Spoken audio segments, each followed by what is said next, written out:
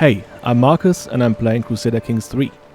And we are back in Denmark with our good Count Skjalm of the Hvide clan. And I think I want to approach this episode a bit differently than what I would normally do. And instead of like recapping the whole thing, I want to jump straight into the action. Isn't that something? So we figured out at last time that a tournament will be held by King Magnus, the second of Norway. So yeah, let's just go there. Maybe before we do that, we train, which is something that we would do, knowing that we are going into a tournament, not only for ourselves but also for our knights. So we start the training. Now the thing is, as you can see down here, there is a 17% chance that we get wounded. Like, I knock on wood. But then, you turn to the right, Dirk yells, while dealing a powerful blow to my sword that makes me take a couple of steps back. They won't go gentle on you in the tourney, my lord, he says, drying the sweat from his forehead. If you want to win, you can't afford to lose. Not even to me, not even once. Arg! Oh yes, the training is impressive. My prowess increases by 1. And if we were lucky, the prowess of our knights increased as well.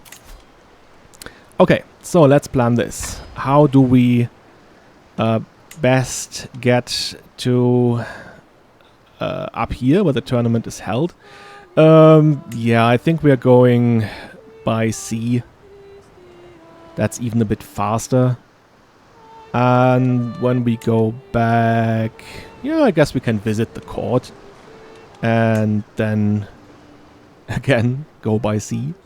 So sounds about right. Could hire mercenaries, then we would actually be faster. Nah, but let's not do this.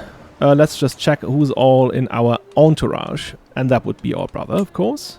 Then his wife Sarah, who's our Karen master, so she's with us. Tautwheeler, Thorfinn, Joachim, Dirk is with us, that's good. Toke, that's great. Our daughter Sigrid is coming too, good stuff. I call him Felice now, because that sounds Italian to me, despite the X in his name. He's just Felice. Felice Zorzi, right? That rings true to me. That's Italian. Okay, Gudmar is with us, Kore, our son Asa is there too, great stuff. Botulf Toff, the dull leper, is there too, and our bishop. Wow, this is a proper entourage. Okay, so just play and we will go. My fellow attendee, King Magnus, is hosting a grand tournament competition in the vicinity of Einafylki. And time has come for us to depart. We shall represent the House of Hvide and make the Danish people proud. Yes, we will. While we are there, we should also seize the opportunity to experience the Norwegian culture. Do we now? Do we want that? Experience the Norwegian culture. What would that entail? I know, what's kind of specifically Norwegian? Do they eat like some of this disgusting fish? Is that one of their things to do? I think that's a Swedish thing, right? They have this very disgusting fish in cans. But I think I saw this documentary about Iceland once, and they had this kind of tradition where they would hunt for sharks, I think, and then bury the meat in the ground for half a year or so, and then they would eat it, and apparently it has a strong taste. Or do they bury it, or do they actually hang it out to dry for like a year? I'm not sure, but these people sure did some disgusting things back then, I guess out of necessity.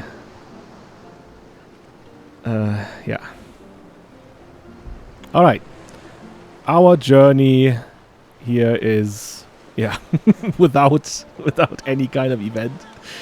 We're just sailing and sailing up the coastline. You will see all these beautiful fjords, and the coastline that's all like rugged and mountainous.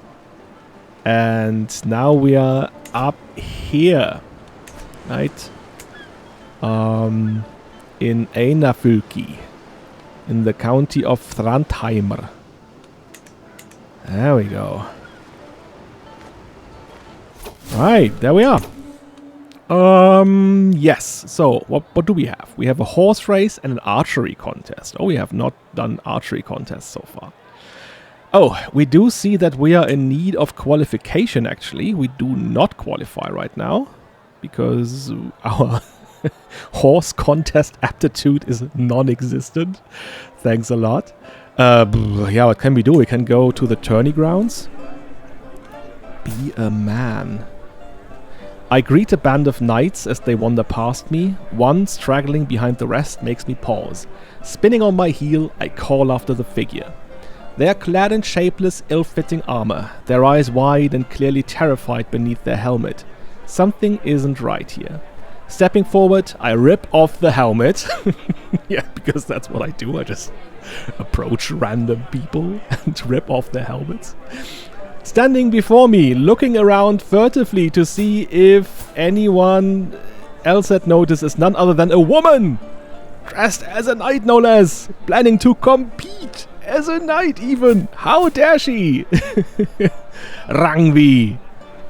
Oh, she's great! Ambitious and brave and stubborn and a tough soldier and a blade master! Oh, how do we react to this? I mean, if I was to say, yeah, I desperately want to go to the horse race, then I would probably take the option of exposing her. But then, I don't think that that's something he would do. 2 reasons. First of all, he's brave, and he appreciates that trait in other people. Second of all, he is arbitrary. He's yeah, not afraid to do things differently. He is like raising his own daughter to be someone who can defend herself or attack people even.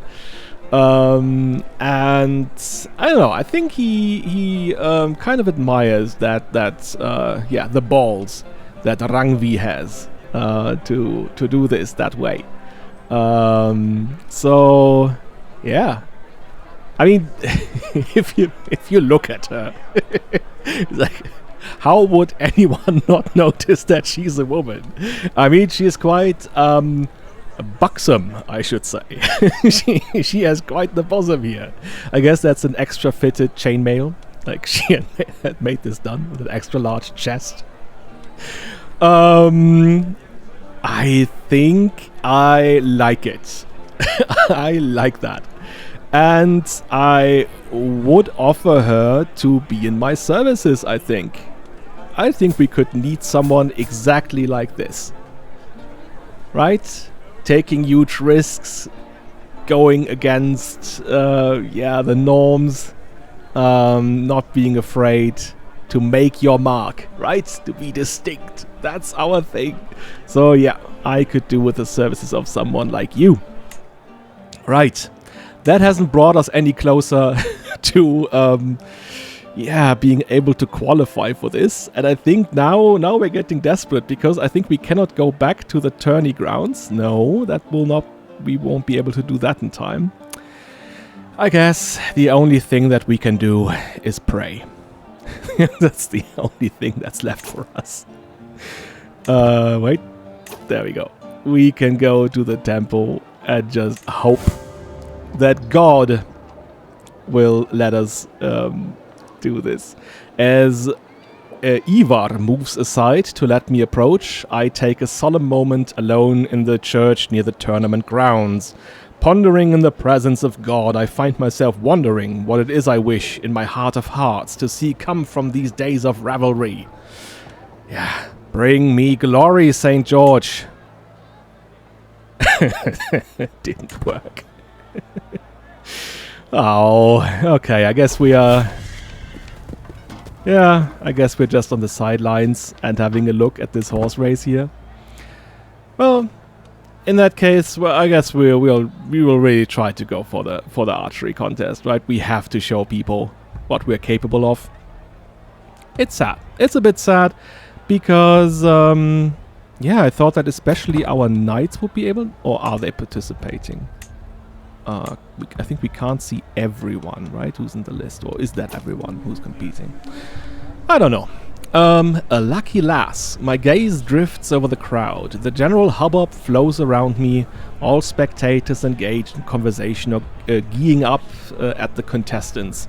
All apart from one, I notice. Alfrithre is staring directly at me. Our gazes lock before she immediately breaks eye contact, flitting her eyes around anywhere other than me.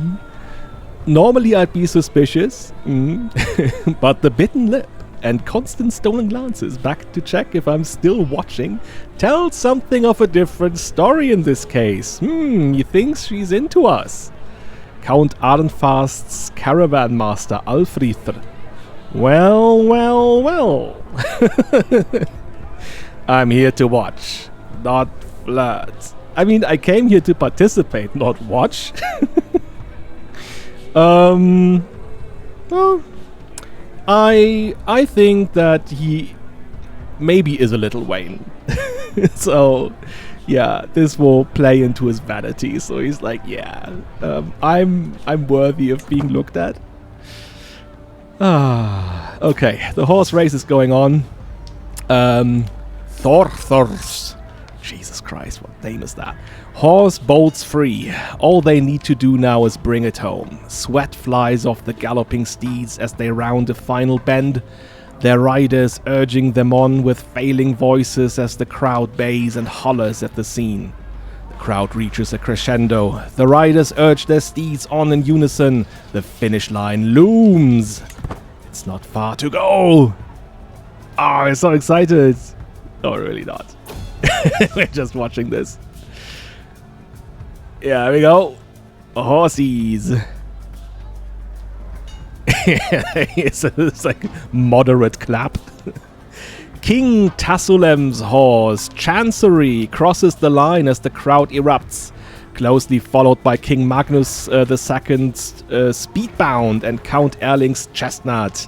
An exhilarating event. Exhilarating. Okay, we're back to this. So obviously watching something is not fun at all. I think we do realize this. Let's see. Oh yeah, I think we should allow our knights to participate in this, right? I don't want them to just stand at the sidelines and watch. If they want to, they could definitely participate in this event as well. And yeah, we're going to the tourney grounds again. Right, at some point in time there must be something we can do here. Go, bros! Go faster! I hear a man's voice echo across the grounds. I look up to see a small thing hurrying through the sky like a little black bolt of lightning. Soon enough it swoops down towards the finishing line. Bah, you must have cheated. Your bird cannot fly that fast. Just look at her. She is as fast as a mountain. The angry loser shouts with the winner looking smug. Okay, so these are two guys here. Norwegian and Swear. Who are doing falconry. Again, we decided long ago that falconry is not our thing. So I guess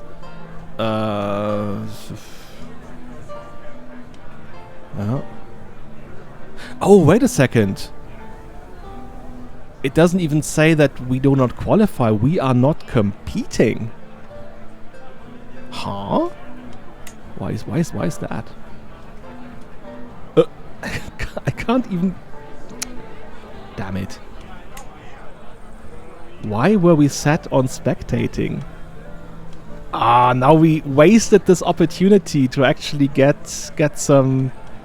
Ah... I mean, that's... Why did the game do that? Yeah, normally you're always... participating by default. Oh well...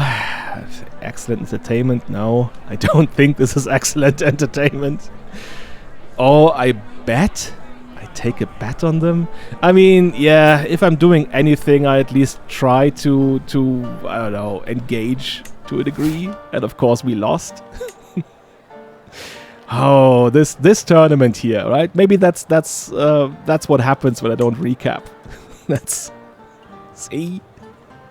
Try making something different, and that's what happens.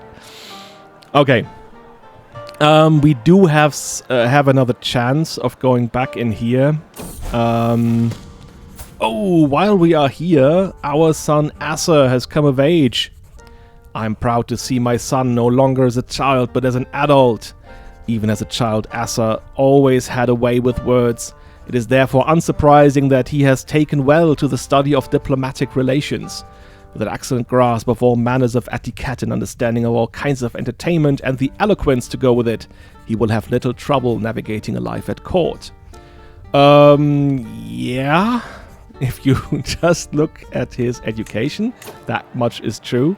But if you look at his actual diplomacy skill, yeah, he's not that good at it, actually, because he's a vengeful person, he's angry, and he does things by himself, so yeah, that's not exactly, well, can we, is he in the list now too? No, he's not in that list here, okay.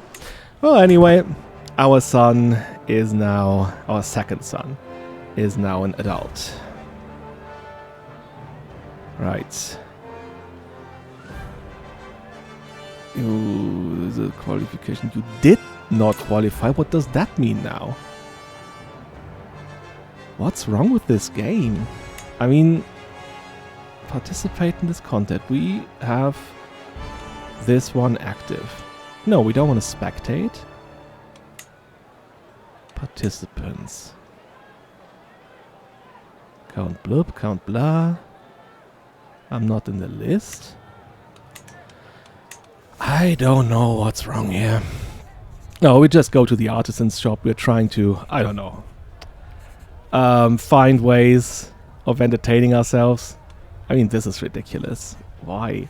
I find Aslaug cutting a piece of cloth. A couple of tables have been disposed to display her work.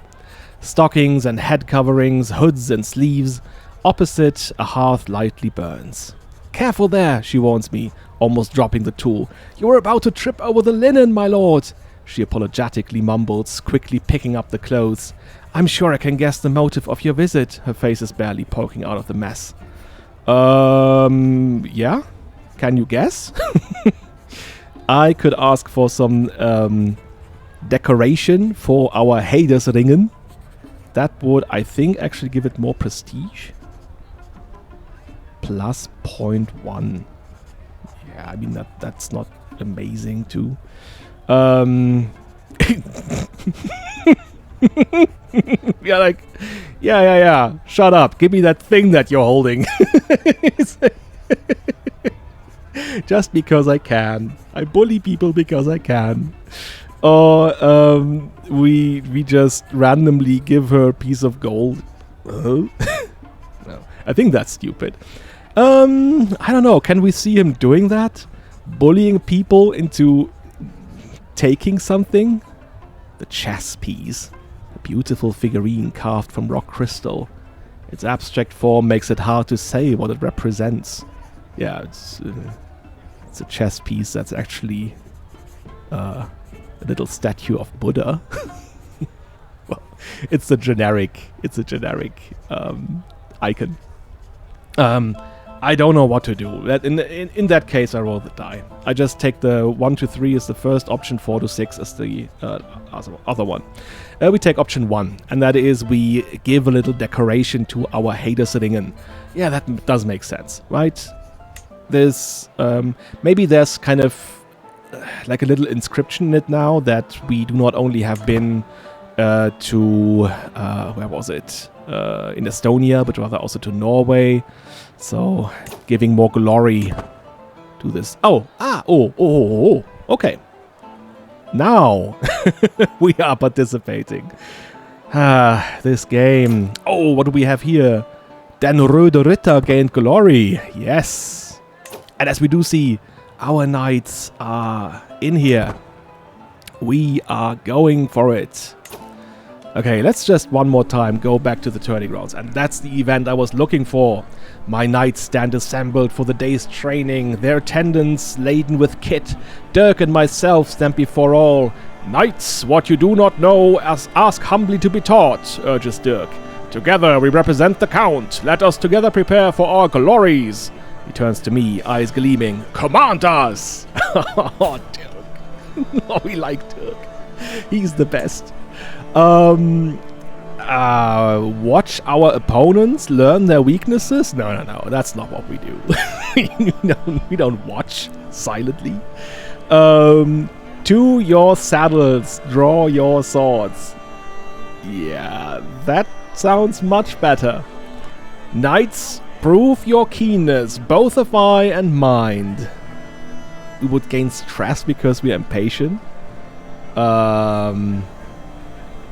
Yeah, but I think this one here does make sense in a way that we would gain experience in bow, and we are actually trying to train for an archery contest.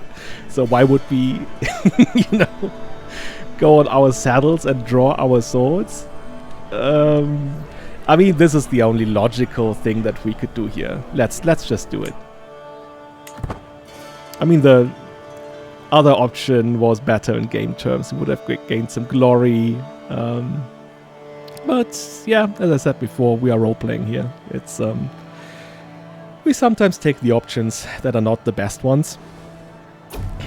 And then we'll just see. Right, the contest begins. The varied crowd of contestants mill about the butts, comparing bows and trading tales of their finest shots. The creak of bows and twang of strings carry far, punctuating the hubbub, a smell of resin wafting through the still air. My eyes prick up as my name is mentioned, drifting across the gentle breeze. That could be a good sign. Or a bad one. I'm not sure.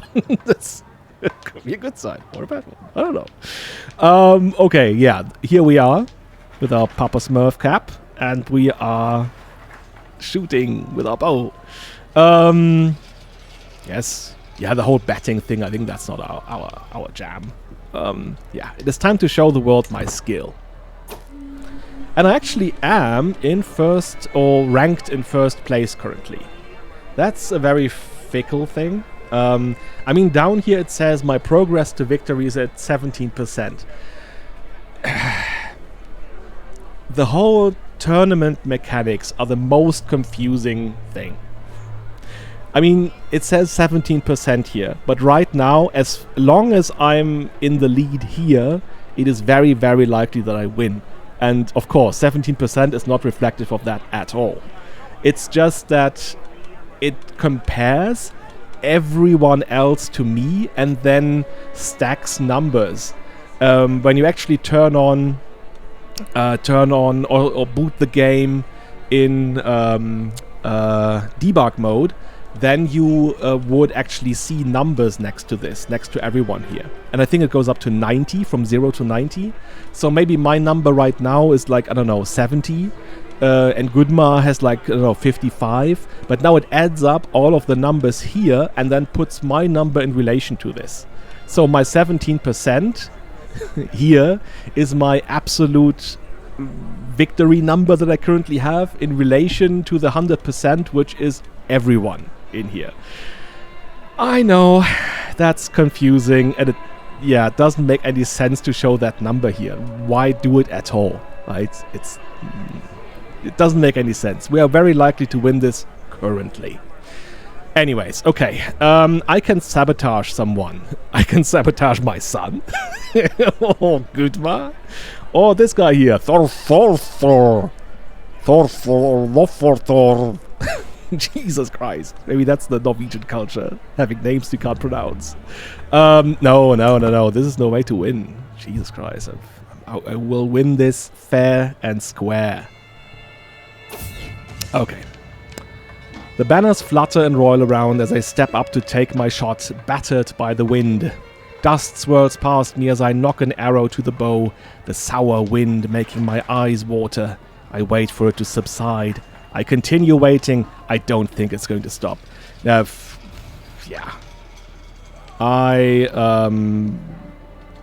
It wasn't my turn yet. No. We will shoot, right? It's not in our nature to wait. So we are here. The wind is not opportune, but no, that doesn't bother us. I mean, we see it already. We have 100% chance of increasing our score. So yeah. But even then, I would take this option anytime. And you see, our percentage hasn't changed. The only thing that we saw is that the contest aptitude has changed by 1. So nothing has changed apparently, but we are more likely to win now because our score has increased that we don't see here. Okay. The crowd murmurs placidly as Sigvatur, yeah, takes his mark. I fancy as I catch a few words on the wind, and clearly so does Sigvatur. He turns somewhat petulantly and addresses the crowd. Silence! Have some damned respect for the competitors, he grumbles cantankerously. What kind of word is that? A few titters come in response. Clearly he needs peace and tranquility with which to shoot an arrow, but I think, as he turns to brandish a fist towards the crowd once more, this might be taking it a bit far. Yeah, I don't like this. I don't like this at all. No, we don't let him get on with it. He's like the insubordinate, right? That guy actually needs a good beating, I think. But we don't have access to him. He's not our knight or anything. So, yeah. We'll just, I think what we're doing here is, I don't know, cuffing when he's about to shoot. So, there you go. That's our tiny revenge. Okay. Striking true, dusk begins to draw in slowly but steadily as the competition continues. The snapping of strings is staccato rhythm. I lean on my bow, considering the path but this contest has taken so far, such as when another competitor made a scene over the lack of quiet during their turn. Yeah, that was a major incident. The competition begins to draw to a close as arrows continue to fly into and past the butts.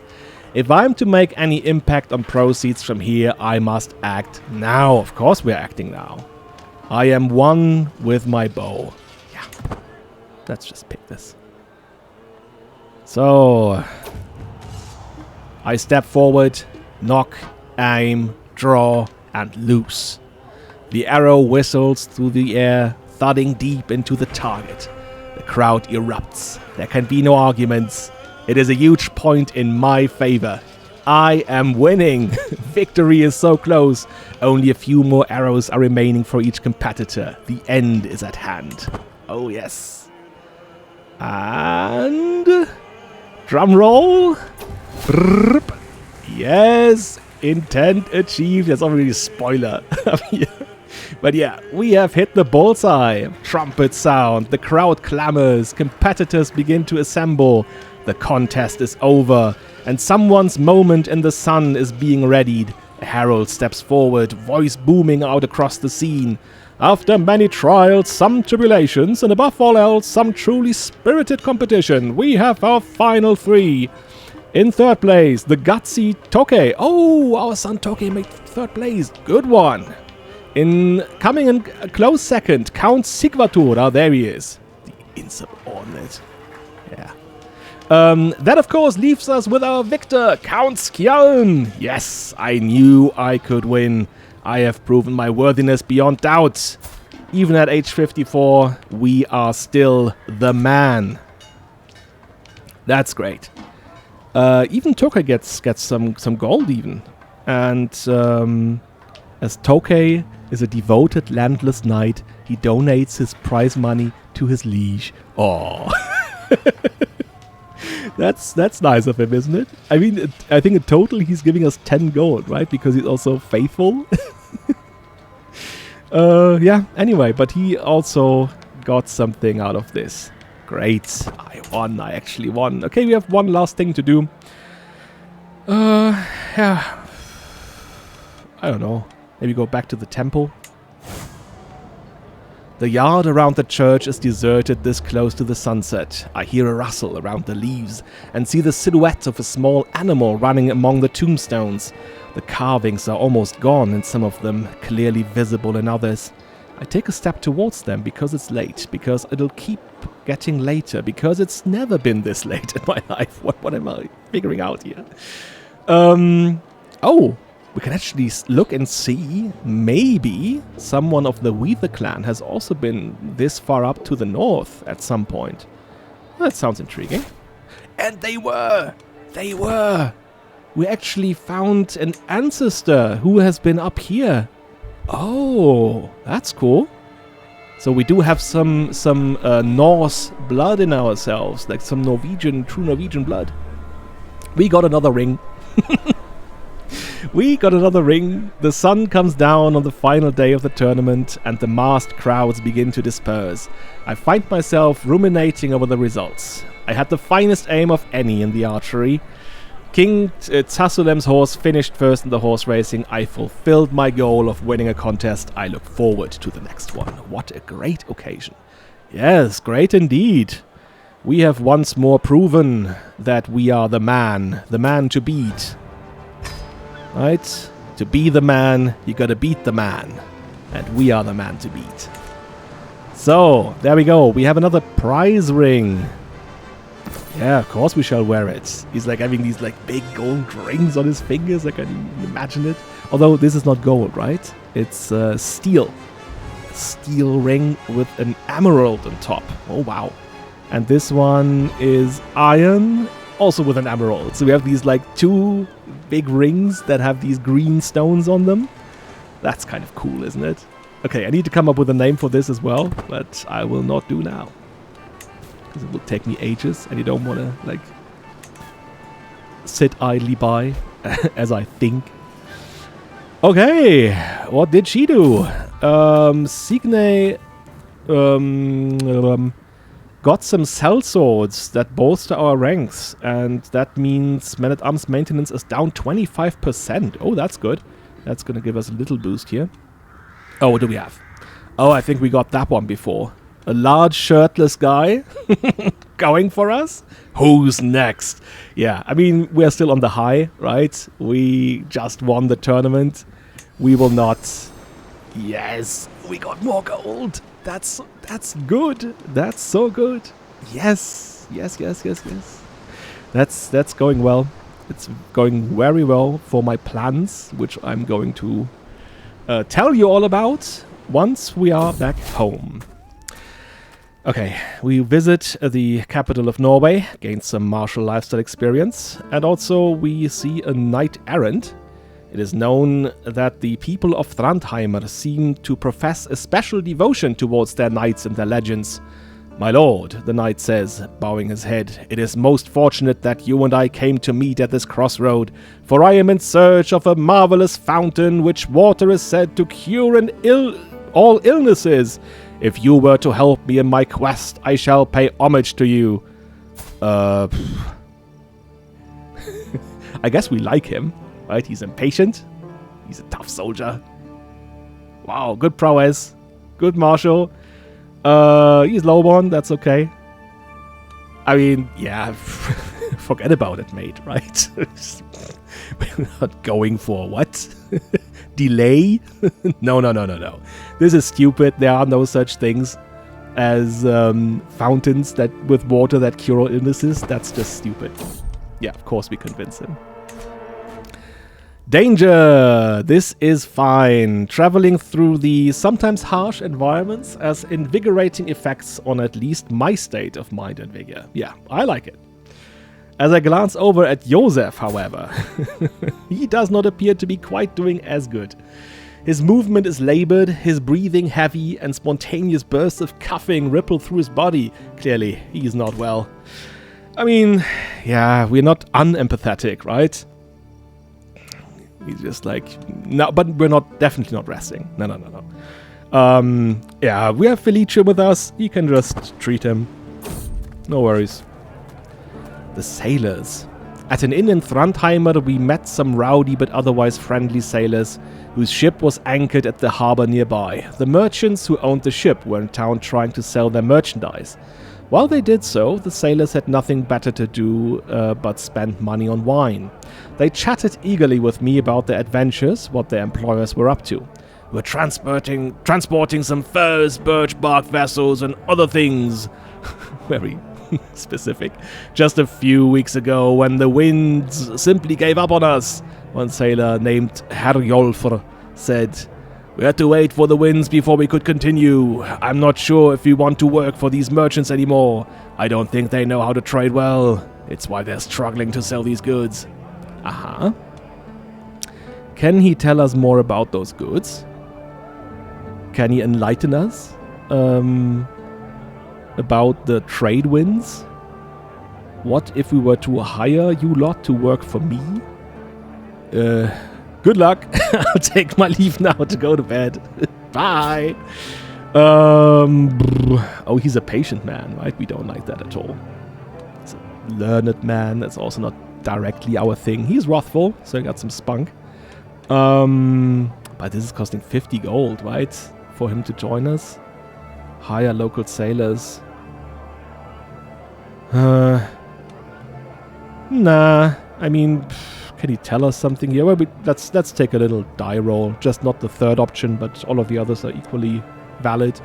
So we let him tell us about... so hate this. There we go. Oh, I guess we get travel safety. Okay. Okay. We are going back. It's like on the way here, we didn't get any event, and now we get like flooded by events. But I really cannot complain. We have done very well for ourselves in this tournament. So, oh yeah, maybe I can speed this up, right? We don't need to wait that long for us to get back. Just hurry! Hurry down. There you go. And now take a curve. Little curve. What do we have? A winged thief! I'm stirred from my relaxing trip across the great blue sea by a sudden shriek. I sprint into the stores below deck, and I'm horrified to find a seagull beside the shredded remains of our supplies. No! Its feathers stretched thin against its foul, bloated belly. Is this kind of cartoonish? Is it like this one seagull has now eaten all of our supplies? In my rage, I could have killed the repugnant winged menace right there, but I'm stopped by my courtier Tout Wheeler.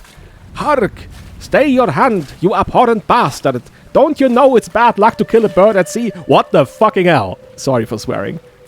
He's calling us an abhorrent bastard? What? How dare he? You fake physician. How dare you?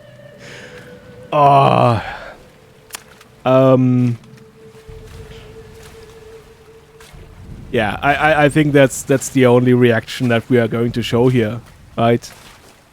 No, that's we don't like this at all. So maybe we would have listened to him if he had approached us in a nicer way, in a more respectful manner. But no. He's calling us an abhorrent bastard. How dare he? So no, I'm killing that bird with our stick. Pang. And now the entourage is convinced the voyage is cursed. I don't care. Superstitious. Tsa. Ah, yeah. Thank God I can go inside again. Right. What do we do with him? I mean, that was... can we actually... We cannot... Why are we not able to challenge him for a duel? I mean, that would be something we would do right now, right? So we teach him some manners. Maybe it's because he's old. It's like old people tend to say things that they, that come to mind, and they are less reflected. I mean, the harshest thing would be to dismiss him, to take this as an yeah, this slight as a yeah, some form of betrayal, but I think that's too harsh. That's too harsh. He did say this, but in a moment, you know, in the heat of the moment, he was really, really concerned, apparently, about me killing that bird. That was, I don't know, in his weird pine tree religion here, or whatever that symbol means. They apparently value the life of seagulls. So yeah, I don't know. As adherents of the abode of inner peace, Baltic pagans focus on living in harmony with the natural world around them. Oh yes, okay, yeah. He's like one of the Green Party, right? Tautwiler of the Green Party. So I don't know. Let's just we let it. I think we let it go. I think Skjalm is not someone to hold a grudge. Like, he's impatient, and that part of impatientness where you like don't hold on to things for too long, but rather you go to the next one. Okay, well, anyway, we are back home, and I think now is a good moment to do the little recap thing, right? So we kind of did it differently. Started with the action first, and now we're going into the reflection mode. Great. So last time we saw the war against the heathens in Rana that we won. Oh, I will come back to this. Anyway, so we declared war and managed to conquer the county of Rügen. So, yeah, as we do see, it's still a bit of a trouble there. So people are adapting to the new rule. We have sent our court, no, it's not the chaplain, it's the suffragan bishop.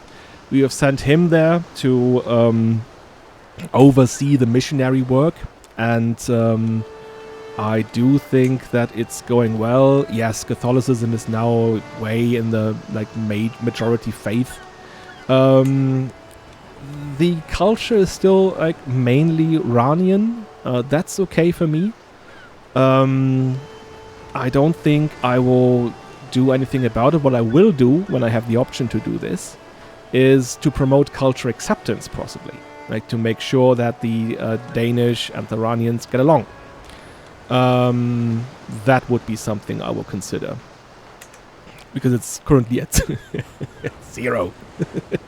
we don't know anything about them really. Yeah, that I think that needs to change. Anyways, so that's the status quo. We have 2 counties, and yes, well, I do have some ideas on how to proceed, right? But having just a look at this, maybe we are already coming late. Yeah. Emperor Artau of the Holy Roman Empire is participating in the Holy War for the county of Rostock. There they are. They're already here. And once it is in the Roman Empire, I guess it's gone. How can we possibly attack this whole realm? Where we do not only have to fight the emperor, but possibly many of his vassals. So this is not going to work for us. Yeah, maybe we have to act quick afterwards and try to get a hold of Volgast. Maybe even Werle. I think we would see this kind of race, right? To conquer the heathen lands. Apparently everyone has taken an interest. Poland, the Empire. So we know that we cannot wait if we want to go forward with this. That being said, do we actually want this? Skjalm is now 55. He is still in good health. That means something to me. Like, if he was in poor health, I don't think I would consider doing something major, like going for a war again. But he is still in good health, so that's something we could consider. He is brave. He is impatient. He is arbitrary. I think he still has it in him to go for war and to advance the purposes that he's fighting for, mainly that for his own family. And the question would be, why would he do this? And I have to say that, yeah, to a degree, all this rationalization here is to justify getting to a point that I want to get at. And this is, I've mentioned this before, this Rice decision. And that is tearing down the idol of Arcona. So that's this temple on the cap of Arcona, on the island of Rügen. So that's where you have the big chalk cliffs, looking very beautiful. But, yeah, so there is this temple to Svetovid. And Svetovid is a god of the West Slavs. So, very important god. Yeah, and this temple takes gifts regularly from people all across this area down here who are of this religion. Yeah, we would like to tear it down. Not only because of these benefits. I mean, yeah, getting 500 gold is huge. Getting that much piety is huge. But the main reason for me to do this, and let me just read the historical context. The Temple of Arcona on the island of Rügen was a major religious site for Slavic pagans in the early medieval period. It was home to a famed idol dedicated to the god Svetovid, who was given tribute from people around the region and whose powerful priests performed rituals to predict the results of the next harvest. After the capture of Arcona by the Danish troops under King Valdemar I and Bishop Absalon of Denmark in 1168, the idol was torn down and the island gradually Christianized. I mean, we are early. We are like 80 years early. But when it says here King Valdemar, okay, that was the king at the time. And then we have Bishop Absalon. And you might have already guessed it. This guy was a Hvide. So it was actually someone historical of this family, of this clan, that was mainly responsible for tearing down this idol. So I think it would be so fitting to kind of, yeah, reproduce this, emulate this in this game, to have him do it. And yeah, you see the requirements are quite steep. I have to have the title of Rügen, and my highest held title is greater or equal to Duchy. This is going to be important. My level of devotion is Devoted Servant or above. I think right now we are at Dutiful. There is a progress towards Faithful. Oh yeah, well, this is something that's also that's also a little matter, because we are. It doesn't. Yeah, it's not enough to be faithful for us. We have to go to the next level as well. And you see, right now it would take us about 200 piety to get to that level. And then, I don't know, 500 more or even 1,000 more to get to Devoted Servant. I have talked about this before. I don't want to play the game just for the mechanics of the game. Yeah, even if it's about doing something that's so meaningful as doing this. But yeah, in order to get there, we would have to have a duchy rank title. Anyway, so what that would mean. The only really duchy that we would think about would be to create the Duchy of Wallachia. And as you can see, it has 5 counties. In the vanilla or original conception, in order to create a duchy or usurp one, in this case, because he is the title holder, you have to have more than a half of the counties in that duchy. But that has changed with the last update. So yeah, even the vanilla game has changed in that respect now, and that is tied to legitimacy. We are currently at 2, so that's the effect here. Slightly reduced claimed casus belli cost and slightly increased marriage acceptance.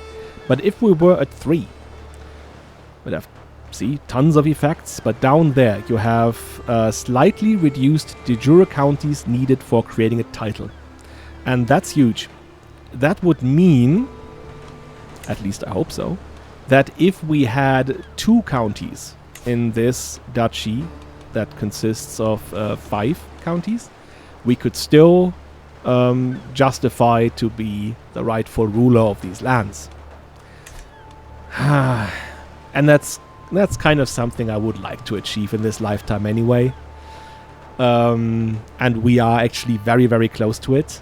So I guess we will let this pan out.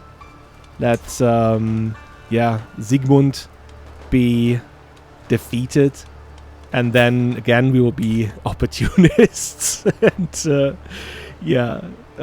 attack him when he's like coming out of this war. So yeah, let's roll again and see what's happening here. I mean, yeah, obviously the Empire is going to win this, right?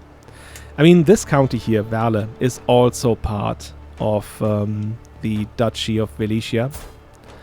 And, yeah, he's on his own.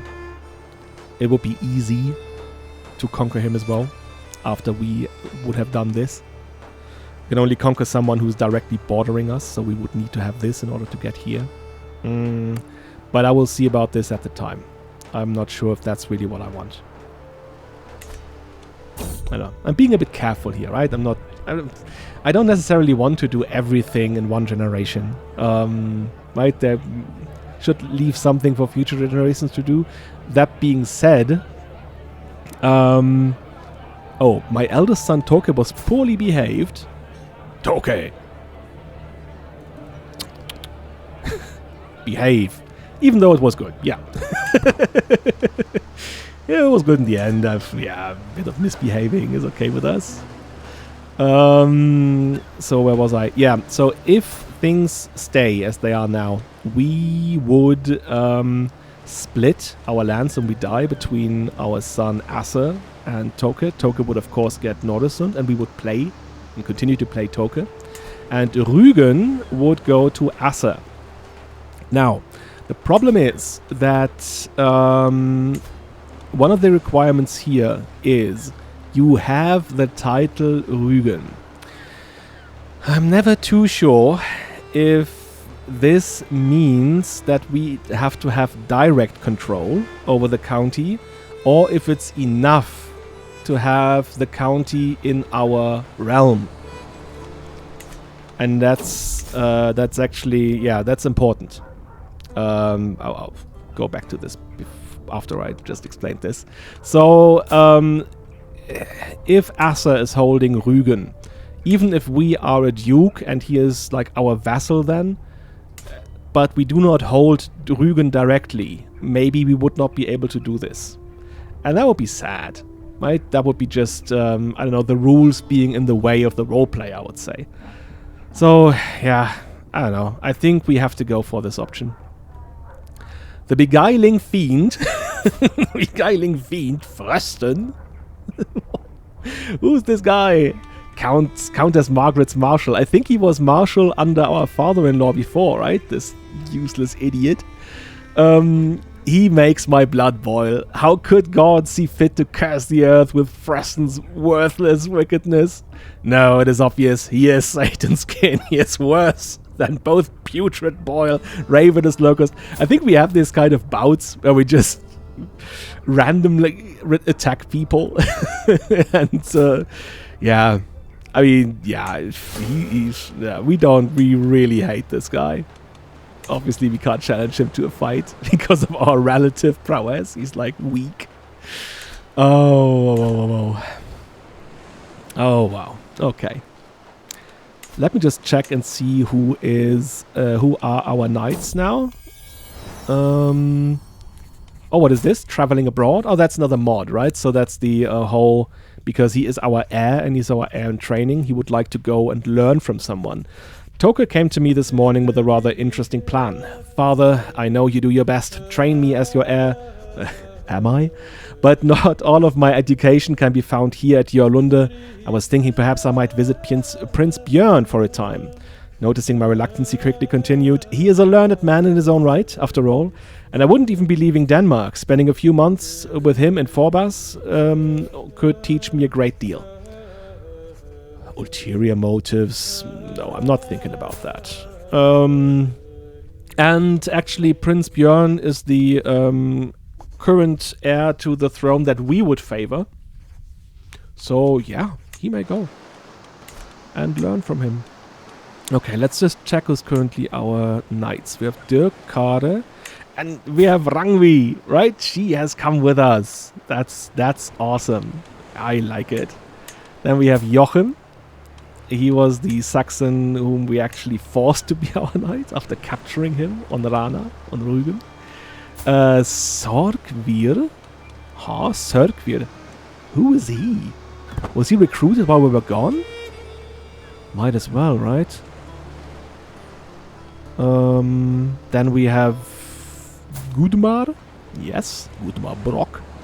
He's funny. He's like lustful, lazy, and arrogant. The worst kind of traits I think you could have in combination. So he's this kind of hedonist, right? Who's not even able to admit it.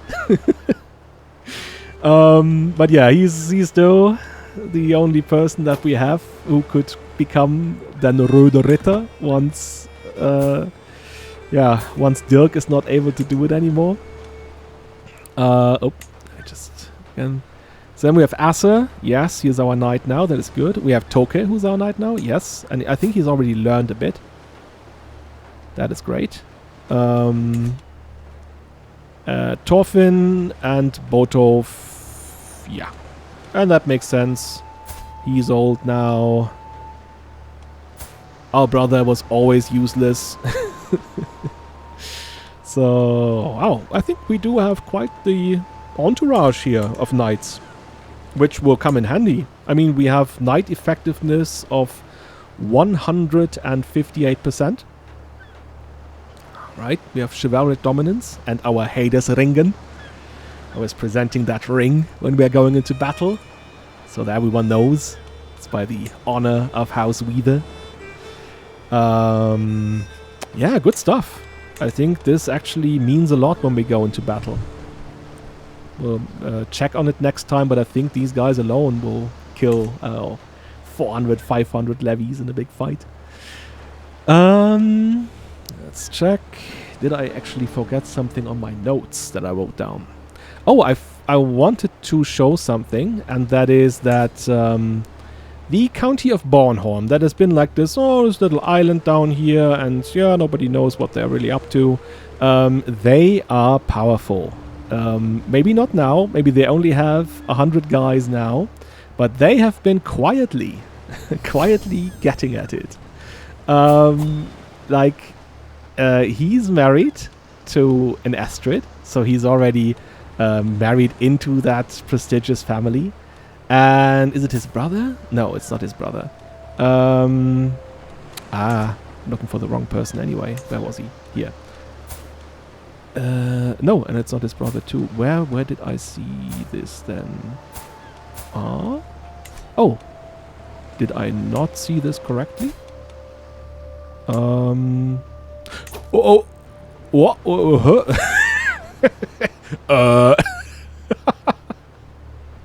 What has happened? Oh no! Like, we are gone for a second, for the briefest amount of time, just on this tournament here, and when we come back, the whole political map has changed? Prince Benedict, the trickster.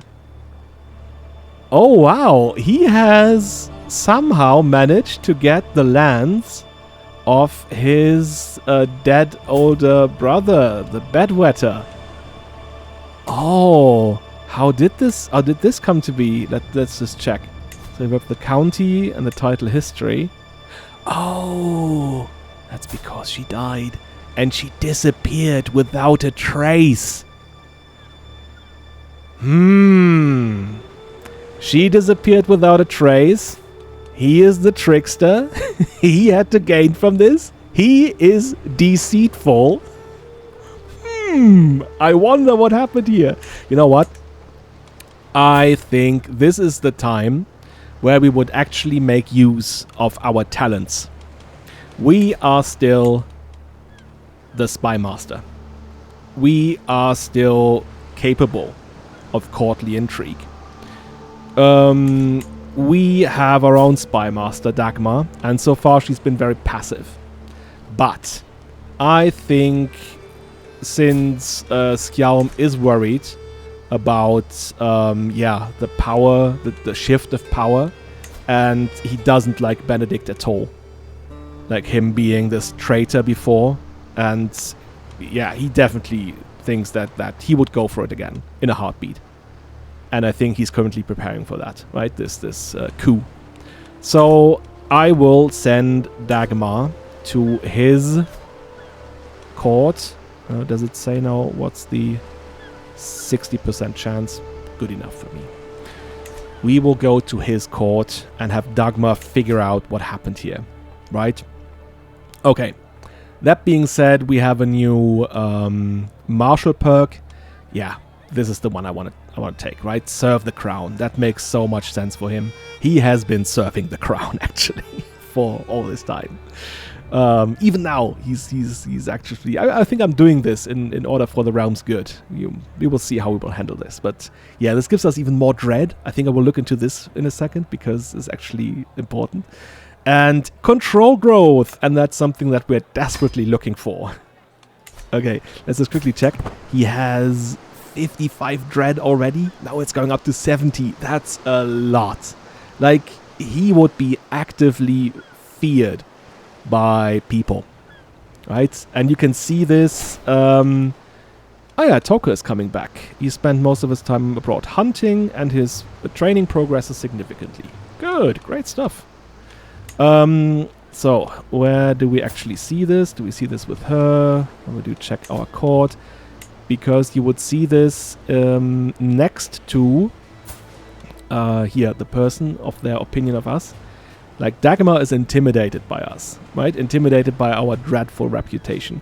And some people are even terrified. Like Marty. She is terrified of us due to our dreadful reputation. Right? So, yeah, that shows you something. And that doesn't only count for my courtiers. That counts for other rulers as well. Okay. Let's not waste some time here. Ah, there we go. Toke is ready to marry Ingeborg. Like I said, we could decide now to go for a grand wedding, and in, I don't know, another circumstance would make sense for me, but this would be a huge drain, even if we put all the all the sliders down to the least luxuries and so on for this wedding. We would still, I don't know, need another 300, 400 gold. I don't see this. No, but they will have a wedding, right? I guess they will still have a good wedding. Yeah. And she came out to be a tough soldier. She has martial ability. She has some prowess at least. She's honest. She's vengeful and callous. She's not afraid to do things. And yeah, I think we like that. We like that in the girl. So yeah, she's totally fitting to be his wife. I will accept, of course. Excellent. This kind of renewed our alliance. We already were allied, but yeah, this is just a confirmation. So she's coming to our court. Right, let's just have a look. So obviously he's currently down to 4. And he is already going against Boleslav, right? This is just a matter of time. So I think we should act. We need to act. Yes, I think we will act here. This is yeah. We should really do this. I don't want to be too hasty with these things, but sometimes you have to take the game literally. And if we don't do it now, then the Empire will come and take it away. So yeah, let's just do it. Costs us 80 piety, no worries. August, and we declare war. We do have his sister still in our court. That would have prevented him from attacking us, but it doesn't prevent us from attacking him. We can still keep her, I guess. Let's see what happens. I think we could even try to do this alone. We have about 700 guys now. But still, yeah. I mean, this is still a holy war. So maybe we might need assistance. Oh, no, we go to Rügen. I could actually have raised my armies in Rügen, but I did not do this because I have a mod installed that has you, which is very good. That requires you to travel to your army anyway. So when you are the commander, I would have needed to travel to Rügen in order to be able to be the commander. Okay, we do have a wedding celebration, right? That may be something that we did before we left. Having had the opportunity to attend the wedding of my son and heir Toke and Ingeborg, I learned much about the relationship of the couple. After the ceremony, the feast and celebration lasted into the night. As the entertainment came to an end, and it was as last time to leave, I could not help but notice that throughout the evening Toke and Ingeborg appealed to revel in each other's company. Oh, see? Our whole figuring out that, yeah, they're both rowdies, they're both vengeful, sharing jokes and laughing the night away. I guess they were, like, not very nice jokes. Though few marry for love, Toke and Ingeborg perhaps live at least as good friends. Oh, that's nice, isn't it? They're friends. Aww. Upon departing, the newlyweds were left to their new life together. I will send a message to congratulate the couple. Plan a feast.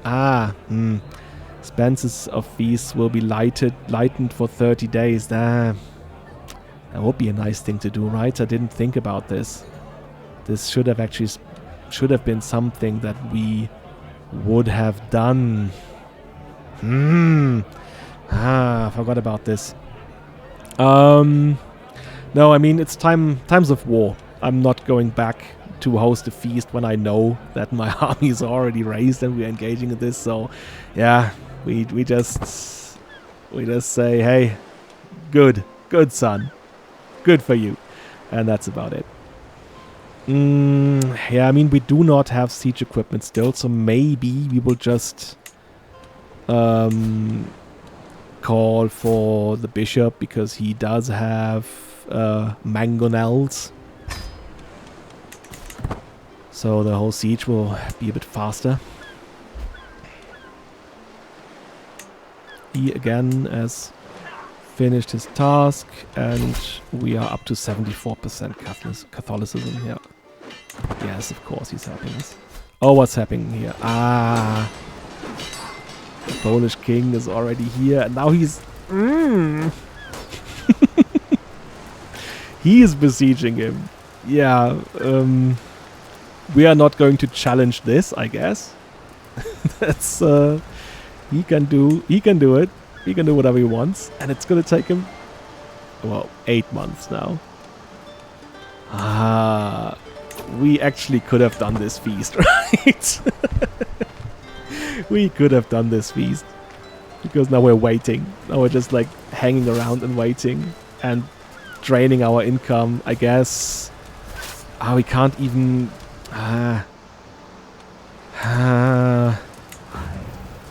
7 months. Yeah, I mean, he is impatient. He's not like going back, disassembling the army and then calling for it again. That's, I think we're doing this. Maybe we should have gone to attack him here. We can already go in this direction. There we are. We just wait for him to be over, for this war to be over. And then he returns home, and then we come, and we're like, hey, now that your lands are totally ravaged, and yeah, your walls are torn down, it's, yeah, we just would like to have our piece of your land. Thank you. This is still the only war, right? Yeah, he's fighting against him, and he just wants Wallin. So, this one here.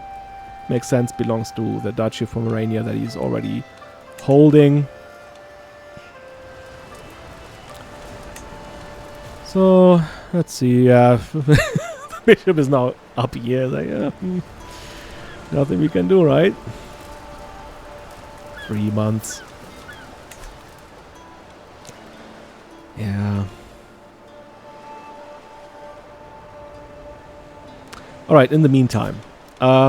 Something that I wanted to do. Ah, we are in an army. I cannot do this. Okay.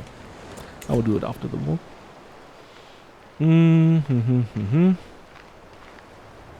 Oh yeah, something funny that I saw was that the Ingeborgs, the two Ingeborgs have the same traits. They not only share the same name, they also share the same traits. Ah, somewhat creepy. They're like twins, even if she's like 2 years younger than her sister.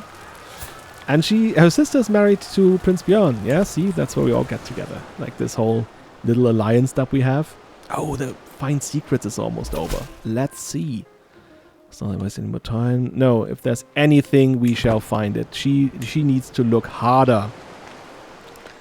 I am so sure that something is happening here. Why is he still only at... Huh? Has he just stopped? Why is he stopping? Now he's moving over here. Well, maybe because he's not... He hasn't besieged this one here, right? That's a bit stupid. He wants Wallin, not Wolgast. Yeah, I mean, his loss is our gain, I guess. That is, unless he's coming back. Totally crushing our army. There we see, the bishop is also on the go. Yes, yes, yes. Come here, come down. He's gone. Ah, right, because it's over. Ah, the war's already over. Okay. Well, okay. We've just started besieging, so it doesn't matter really. He has 34 guys. And we are going to crush his 34 guys. And maybe we will even manage to capture him, Sigmund. And then the whole thing would already be over. No. No, it's not. But, yeah. Now he has 30 guys again, this time here. It's going back and forth now. It's a tiny bit annoying. Maybe this time we'll capture him.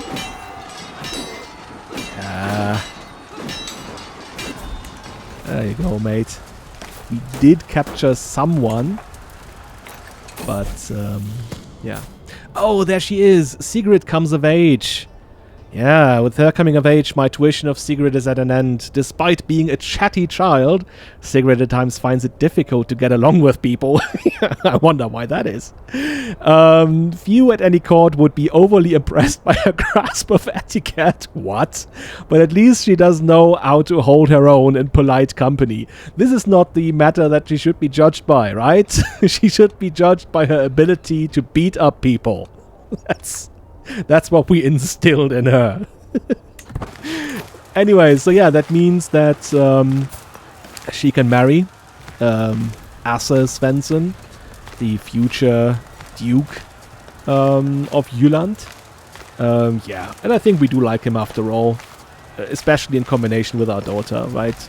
So, yeah, she will be the dominant one in this relationship, I think. So now we also have a... yeah, there we go. This alliance to him. Allied to Duke Thrugot, allied to Count Svend the Timid. There we go. You could actually raise quite the army now. Oh, we have a strategical impasse. Yeah, charge the enemy directly. It's always like, yeah, we go for the offense. This is always the better one. So why... oh no. Why? He's just standing here and lets us do this when it's taking us 3 years to do this. Oh no. Oh no. Do I need to call in other people who have siege equipment? Like Duke Trugot? It only costs us 150 prestige. We even have enough prestige. Yeah, guys, let's call on everyone, right? One of them will help us. I hope. Okay, there's a wedding celebration. Oh, Asa and Sigrid could barely keep their hands off each other, let alone their eyes. Their desire for each other appeared ignited from the start, and a good thing they would have a room to themselves after all guests had left. It doesn't show in the relationships, but okay. Oh no, it does. Lover, yeah, they are lovers. Good stuff. We are making good decisions for our children. Yeah, he will join. Yeah, through what will also join. And please, one of them, will you help us in this siege? I beg you. Oh, my daughter-in-law Ingeborg has given birth to a son. Since the little one is part of the Hvide dynasty, he should be blessed with a good name. Yes, of course. Good for them that they already have a child. I think I said before that I found another historical person that was mentioned around 1150, and that person was called Stig Tokesson. So I think this could be this guy. Right?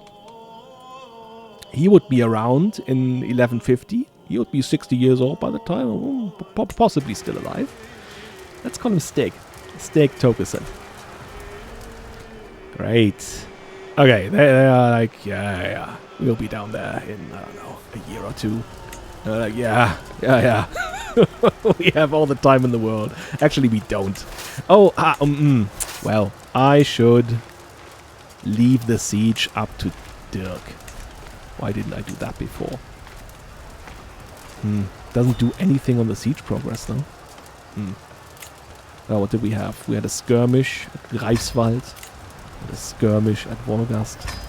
Meaningless if we didn't capture the main man. Right, okay. Yeah. She is now... Oh no, that's not the one we're looking for. Where is our...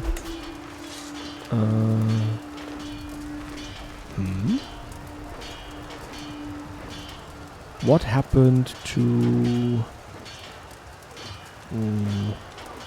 Juditha? Did we lose her? Oh, she's still here. Oh, she's called Jutta now, of course. She's called Jutta because, yeah, she is now Danish. So Juditha didn't do. Yeah, still, her guardian is still our brother, but she's at court here now at the king.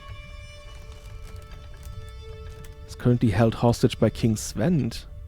Did this happen because of us going to war?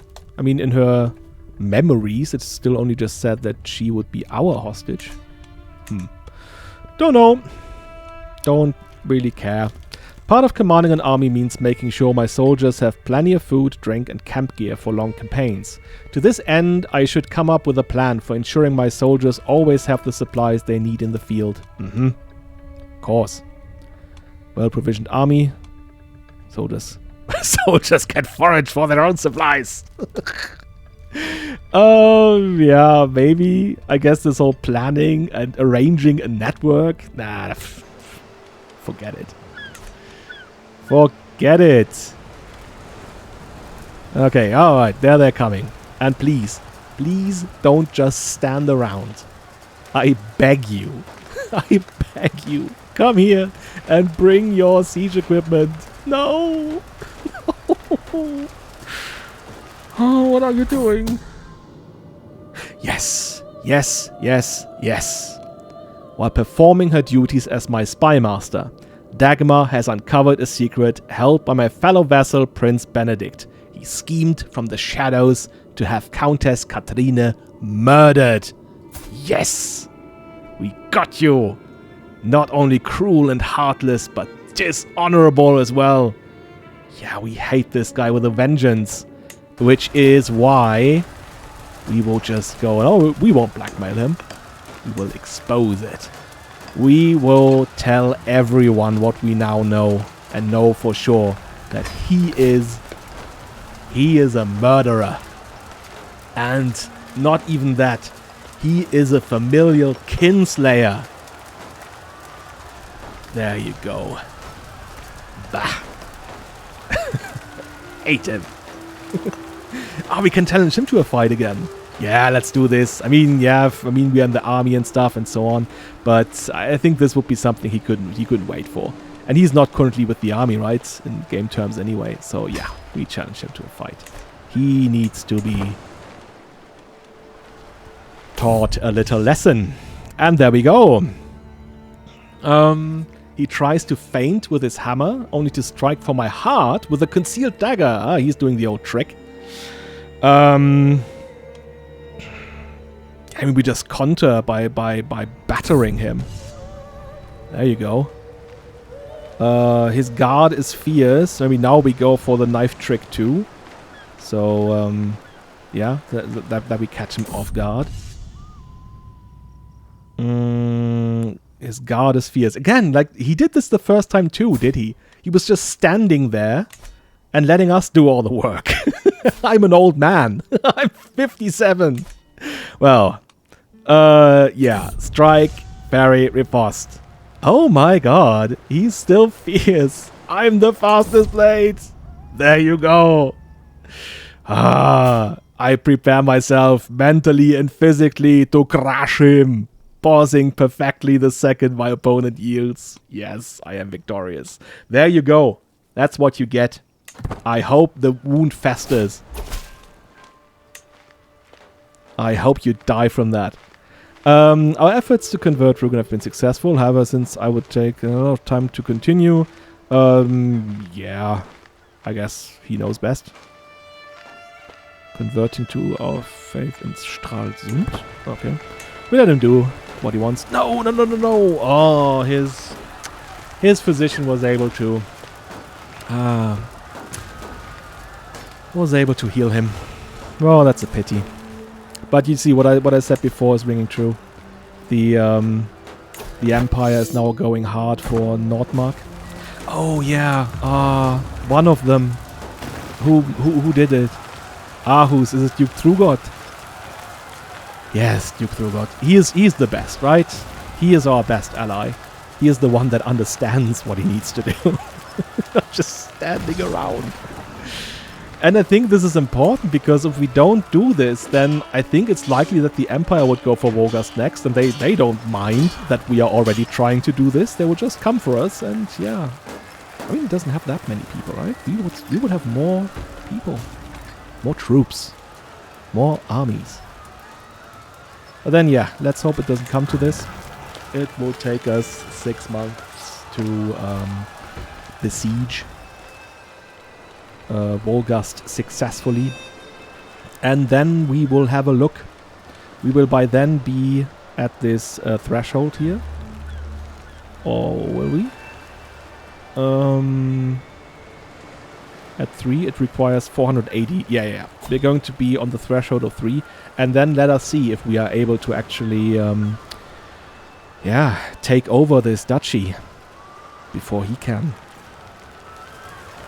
Well, I think I need 250 gold to create a duchy. We can petition the king again. What can we do? Fortify borders. Now we will wait. We will wait for the war to end. 2 months left. Well, maybe again I can speed this up. Because there's nothing else happening anyway.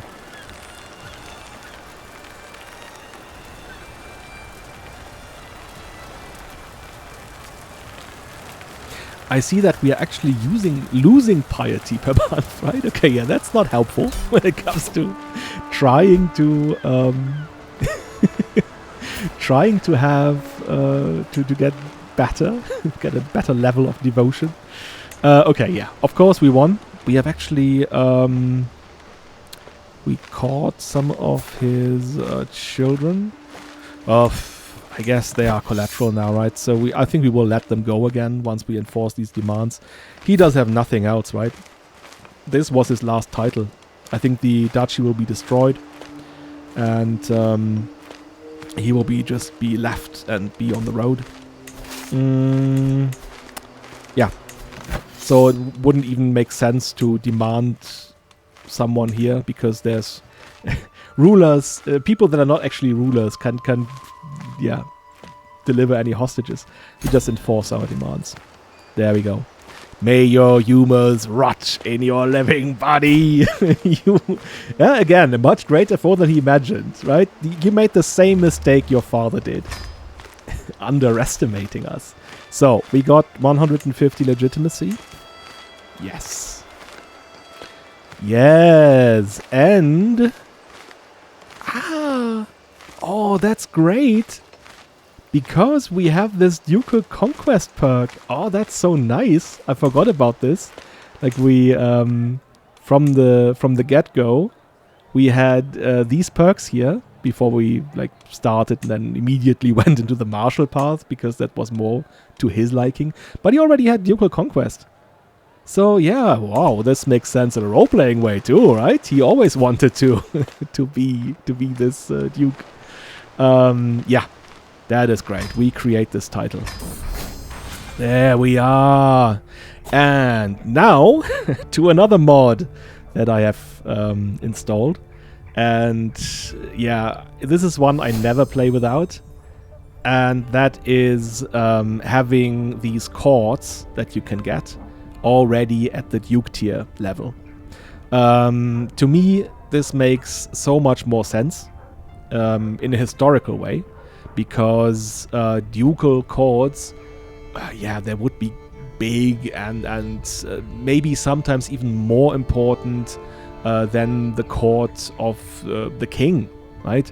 If it comes to, let's say, the court of the Dukes of Aquitaine, or later the court of the Duke of Burgundy.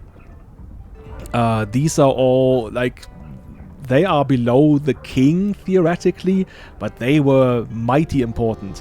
And I want to represent this, and I think it's also fun, right? It's fun to use all of the options that you have at hand. So, we now have a court, right? And, yeah, let's enter our court. There we go. So this is the our court hall now that we've built at Jörlunde. Of course, we have some artifacts to display, and those are our house and dynasty banners. Yeah, sure. We will gladly show them. Don't know which order here is the better one. Just maybe pick the dynasty one here. It's the same one anyway. It's looking the same. There and there. Isn't that great? Great stuff. So here we are. Yes. Okay, let's do some things. Well, first of all, we can get rid of the army now. Then, oh yeah, well, I guess that we send our bishop here now, because that's more important to, what's the name again? Proselytize? It's a weird word. Again, Catholicism already is the major religion here. But, yeah, we will go even further. So now this belongs to us too. And we are actually a duke.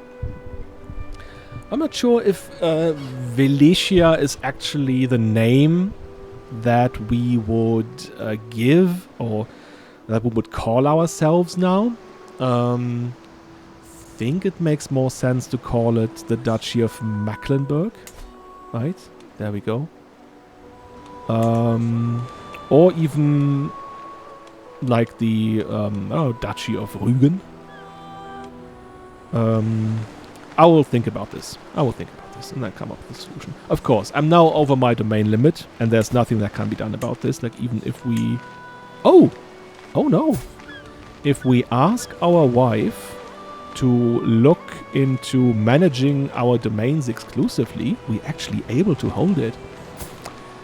That's cool, because I was thinking of... Because now, you see here, Bully would now inherit. He's not going to if I succeed in my... he has such a little learning. Why? Because he's impatient and arbitrary. He's already coming. He is our son. He is very much our son. Even though his guardian is Prince Bishop Egino. He is our son. in every way. Our youngest. Bully. Again, but he's still being trained, at least, in this matter. And for us, it wouldn't matter anyway. Like, we cannot say what defines a good bishop. We do not have the first clue about this. So, that's not for us to decide. Okay, so, our good brother Orden, who has been collecting taxes all his life. I think we take him to the side and say, hey, Orden, I need you to do something, right? It's nice for you to collect all your money. I see you collected a lot of it over the years. But.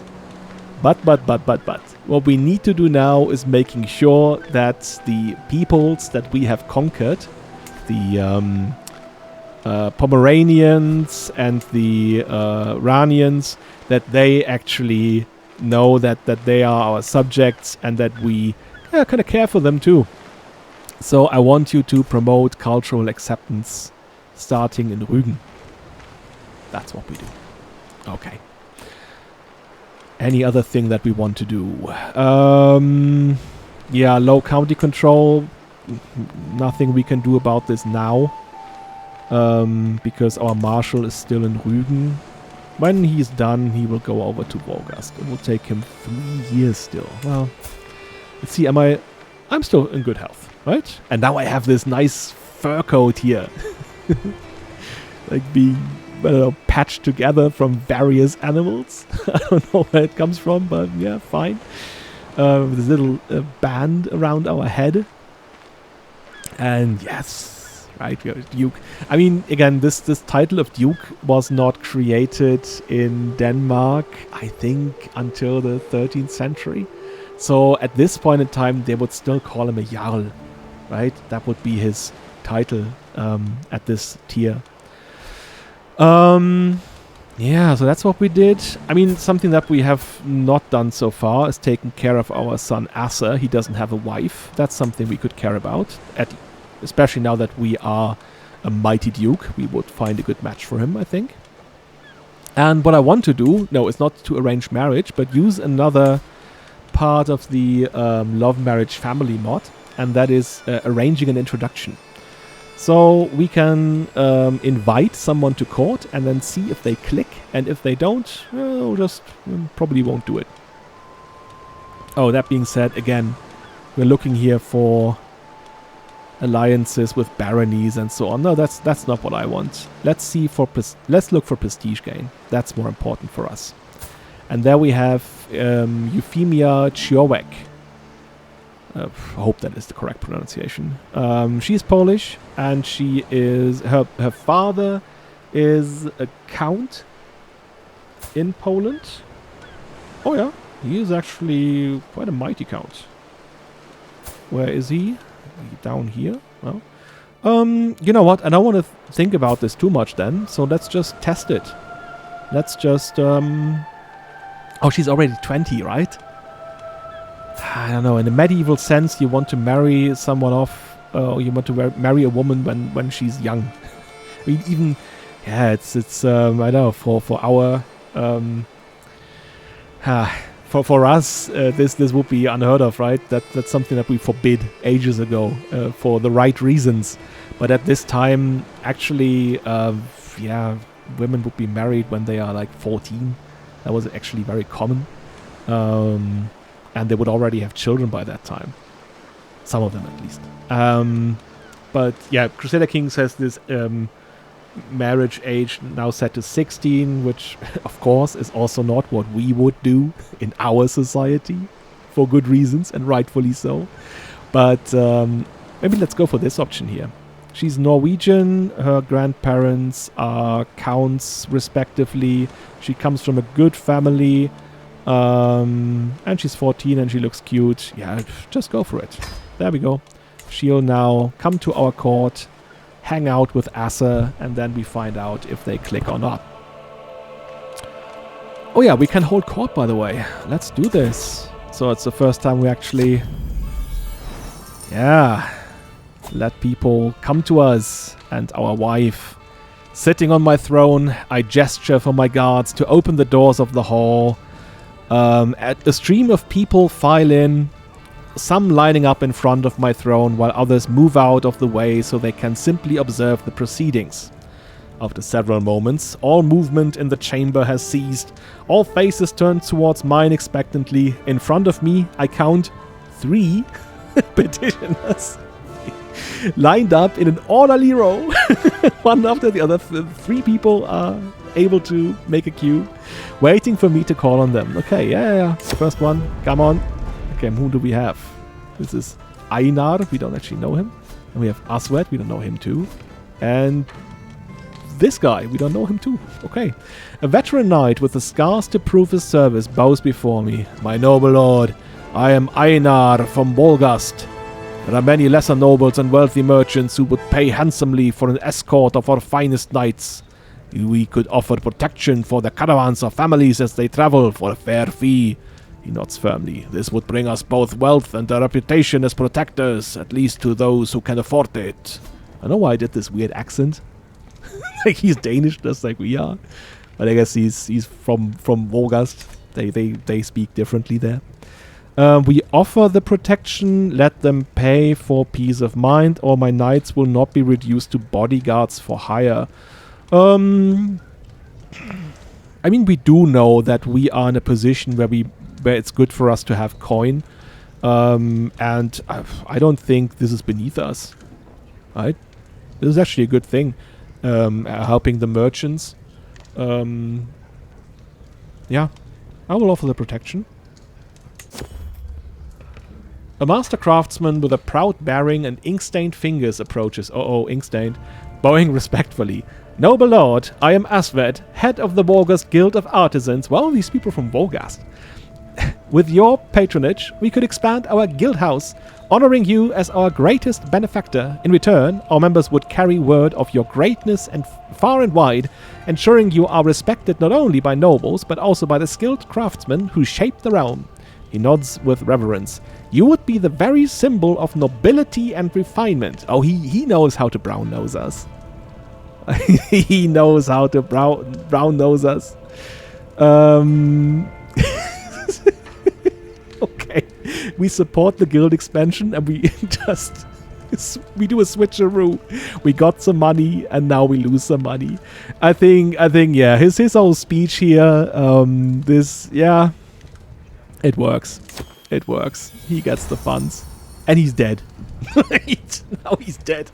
That's the game for you. They just create these temporary characters, and once they have done what they should have done, they just die in game terms. An old man steps before me with quiet dignity before bowing deeply. Greetings, your majesty. I am Uschech. Uschech? Something like this, right? Your loyal servant. He is Iranian. He's from Rügen. I come before you today to seek employment in your court. I have seen many courts, providing hospitality for the local lords of Rügen, my homeland, and their many visitors. It would be my honor to put my talents to a greater cause, in the service of my duke and Valyria.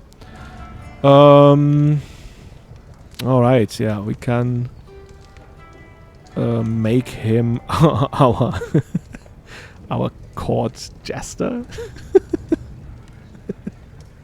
Okay. You will replace? Wait. Shit. Okay, there's something wrong here. There's also like some untranslated things. This doesn't make sense because Sarah is not our court jester. Warrior, I have something fun for you. Antiquarian? No. Karam? No. He could be our court jester. What the hell? Has a monthly salary of 0.37. No. That's way too much. I'm afraid I don't have anything for him, right? But no, he was... I don't know. I kind of want to honor this. Ushir. I mean, he's 60. He's gonna die soon anyway. So for the last few years, he can amuse us at our court. What the heck? Just do it. There we go. Take up the patched thing here, and now you are our court jester. Why was she the court jester then? No, she wasn't, because now we lost income. Okay. Well, that was it, I guess. Possibly gave us some more legitimacy. There we go. The invitation has been accepted and Sig is on her way to Jørlunde. Asa at least is pleased when I present the news of his potential future wife. She's coming here to meet me? He asked excitedly. I hear she's just the sort of girl I'd pick for a wife. Then he paused, considering, but what if she doesn't like me? Does that mean we won't be married, even after she comes all this way? We shall see, I said. And that was enough to placate Asa's worries, at least for the time being. Yeah. Don't worry, my son. Don't worry. It'll be great. It will be great.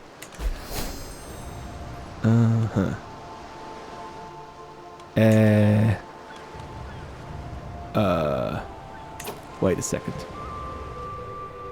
Oh yeah, we paid money, right? To have... Oh, I did...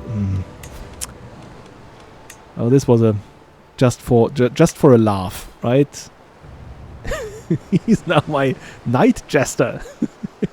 Just for us to have this laugh, I just paid, I don't know, 30 coin. Oh no, and now we're down to 0.9 income per month. Ha. And we are again losing piety. How? Because we have very few servants. You know what this is? Now that we have a court, we need to care for it. There we go. There we are. Because we have very few servants, we lose piety. Now we should at least have a few. That costs us 0.3 per month. Ooh. I guess we will have to live with last century fashion, bland food, and minute lodgings for now. At least we are a warlike court. Yes, of course we are. That is our court, and we speak Norse. That's still the language that we have here, right? Yeah, okay. Oh, we have to do this again. Yeah, okay, let's apply this, right? I mean, it's a game mechanic thing, but we don't want to... Still at minus 0.3 because of our learning. Ah, I see. Just because we're dumb, right? That's discrimination. That is blatant discrimination here. Why are we not getting any... Wait, arbitrary impatient. Yeah, okay. We wouldn't even be able to get in on a positive level. Oh. That's so sad. Look at him go. He has his helmet on. That is... Oh, it was totally worth it. That was 30 gold well spent. Okay. I am judged harshly for my hospitality towards Tout Wheeler, the criminal. What? Why is he the criminal? What has he done? Just because he claimed to be a physician when he really wasn't? who is avoided by almost everyone on account of their wicked faith. Oh yes, he is this pine tree believer, the green man. My failure to condemn and continued proximity to this irredeemable fiend is perceived as open tolerance, tarnishing my court's reputation in the eyes of the clergy and the faithful. Okay, we cannot have that. They have forced my hand, and I must now decide whether my followers' crimes outweigh my affections for him. Surely something must be done. Our court here is really so hard to replace. No, we are not a protector of shady characters. Only death can cleanse his crimes. That's a bit harsh.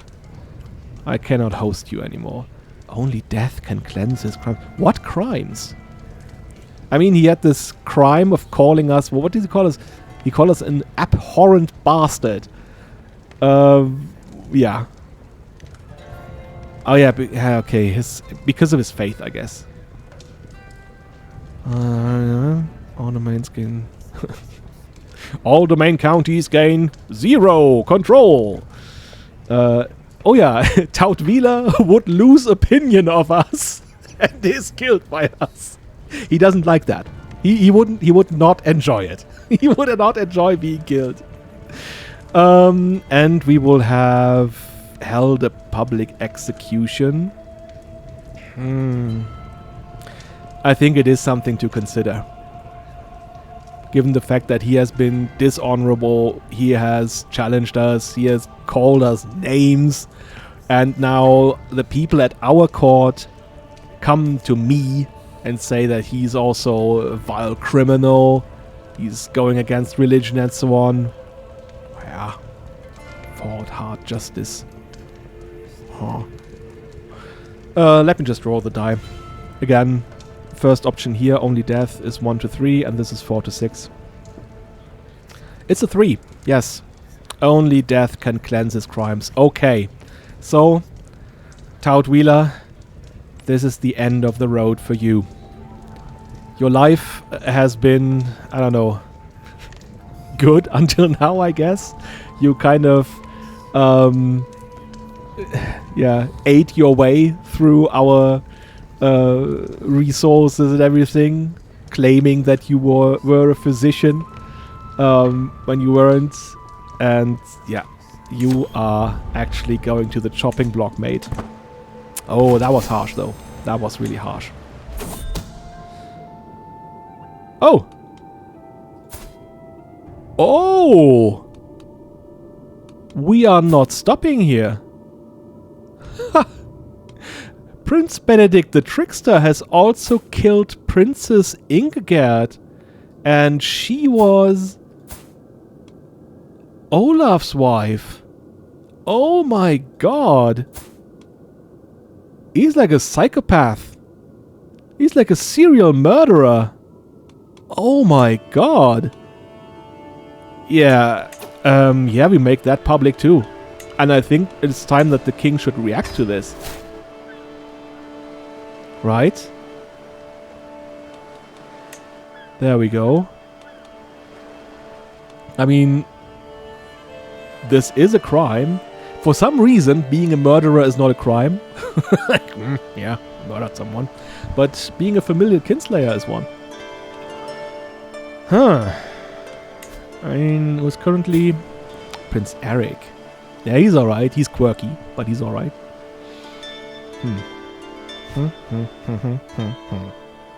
Something has to be done about him. What about the Lowland? Now allied with Bornholm. That's not consequential. Oh, she has many men-at-arms. Wow. Oh, yeah, and since her daughter is dead, her heir is our wife. We don't actually have to do anything about this. Now that this whole thing has happened. Oh wow, yeah, let's keep finding secrets. I want to know whom else this mass murderer here has killed. Despicable. Absolutely despicable. Oh yeah, we can petition the king again. Let's see if there's anything we can do. Oh yeah, we can ask him to send bailiffs again. That makes sense. That's something we would want. Cost 3 gold. We have to look for a coin now. Like 4. Okay, start traveling. I can't wait. Ah. There we are. Oh, I have to debate again. What does he want now? Ah, okay. Yeah. This is this thing where the game does not work well with the systems in the mods. Because, yeah, I've joined this Crown Loyalist faction before so that I could not be put in another faction. But this also... This faction, this Crown Loyalist faction, would still be seen for the game, in game terms, as a hostile faction, because there's no way the game does not have nice factions. Okay.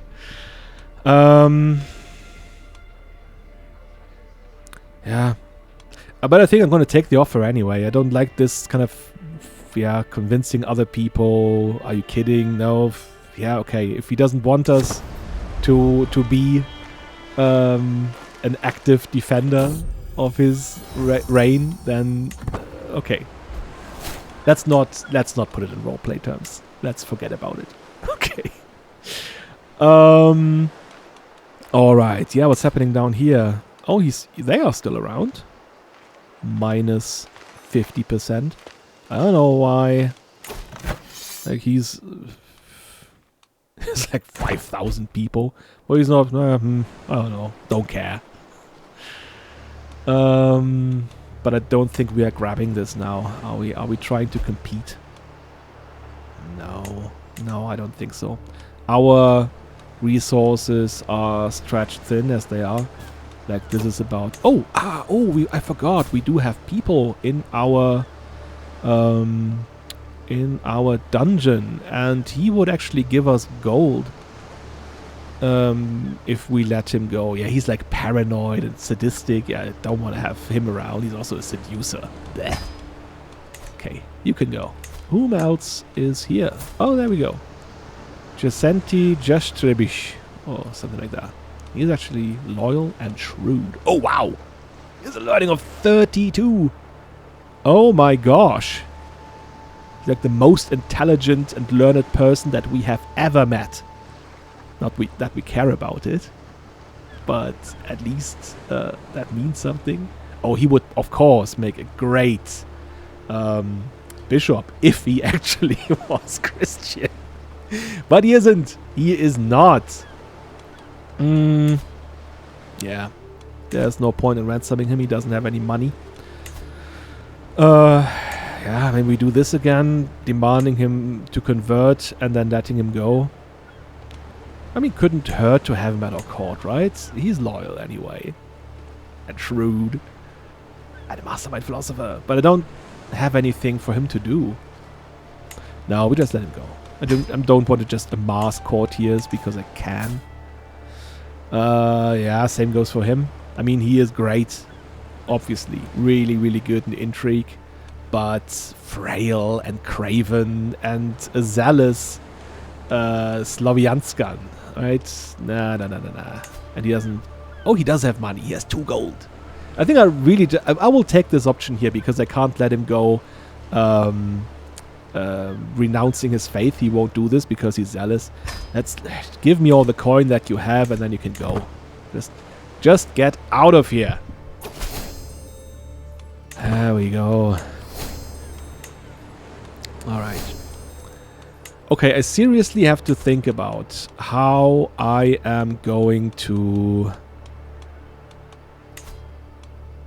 somehow fulfill this here. Oh, we have a court event. Aha. In the court, my wife Duchess Signe advocates for a grand festival, but my wet nurse Marty argues for compassion towards those suffering in the community. Blah. Let's celebrate our unity and joy, Duchess Signe of Velicia insists, a bright smile on her face. But what of those who suffer? Marty counters gently. Can we truly enjoy while others are in pain? We should prioritize aid before celebration. They turn to me, seeking guidance on whether to prioritize joyous celebration or compassionate assistance. I mean, yeah, it's in the it's in the word. Joy unites us. My diplomacy would increase again 40. Or I go for compassion. My diplomacy decreases.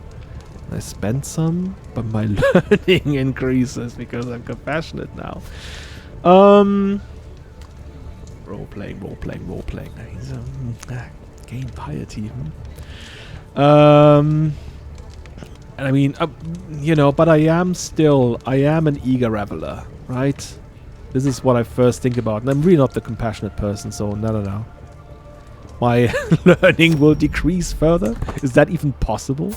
To have -1? Yes! I have a base of -1 now. Oh no.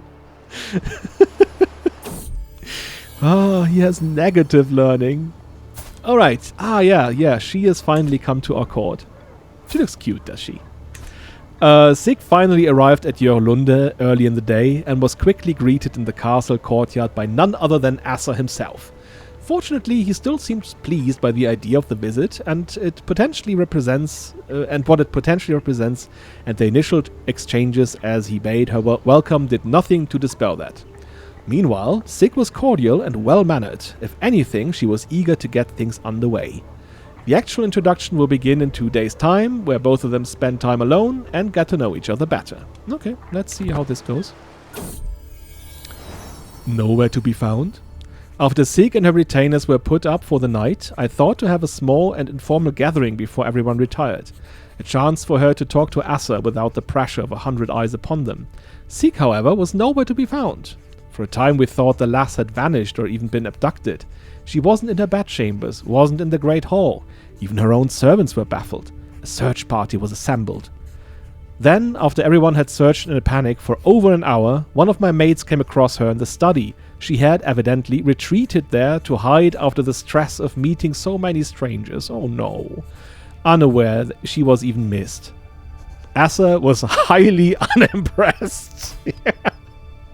Good, Asser. That's not a trait that we like. Hiding. Yeah, truth be told, so was I.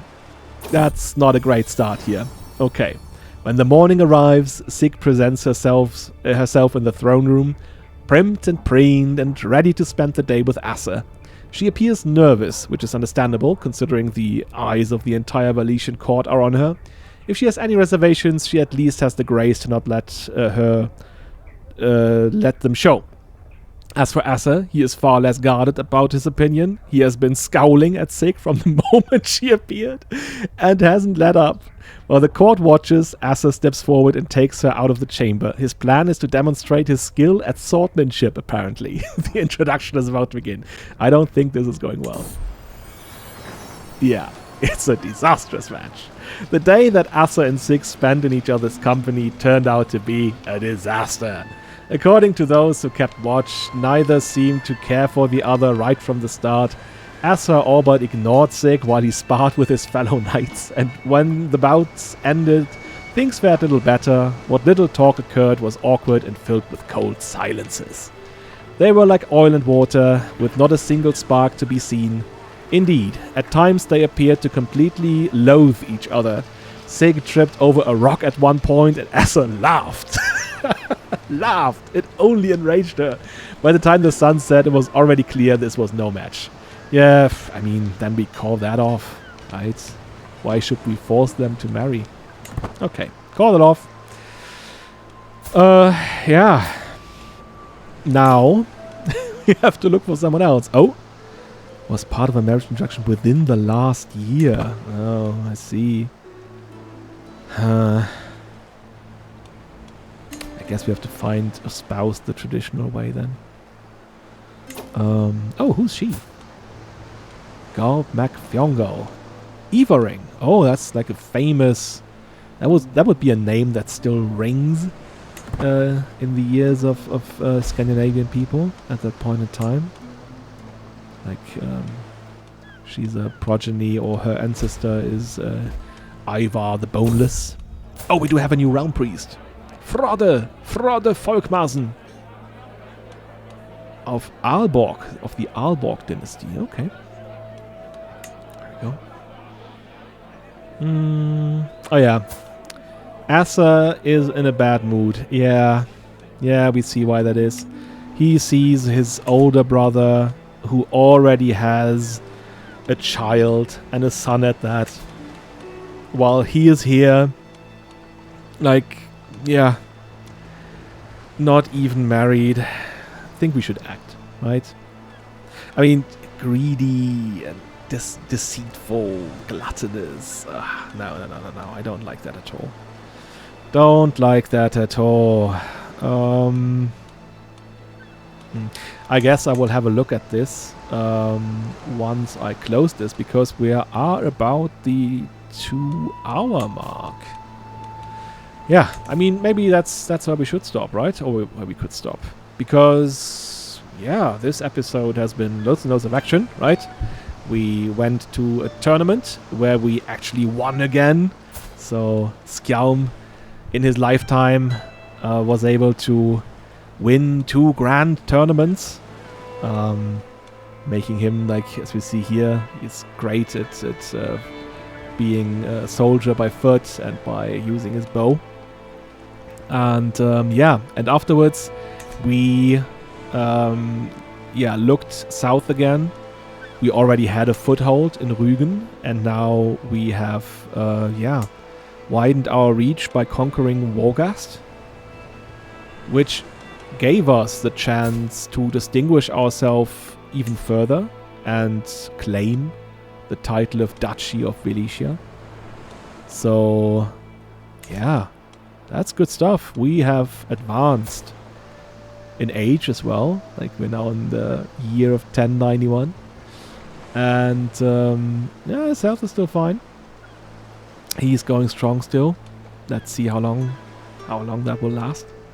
And yeah, his children are doing well so far. His daughter now married. Oh, she already has a son. Oh, good for her. They're actually in love. That's kind of sweet, isn't it? He has done well. He has done very well raising her and making sure that she marries a fine young man. All right. So, that being said, I think this is it for now. Let's see what we will do in the next episode. Until then, cheers. Bye-bye.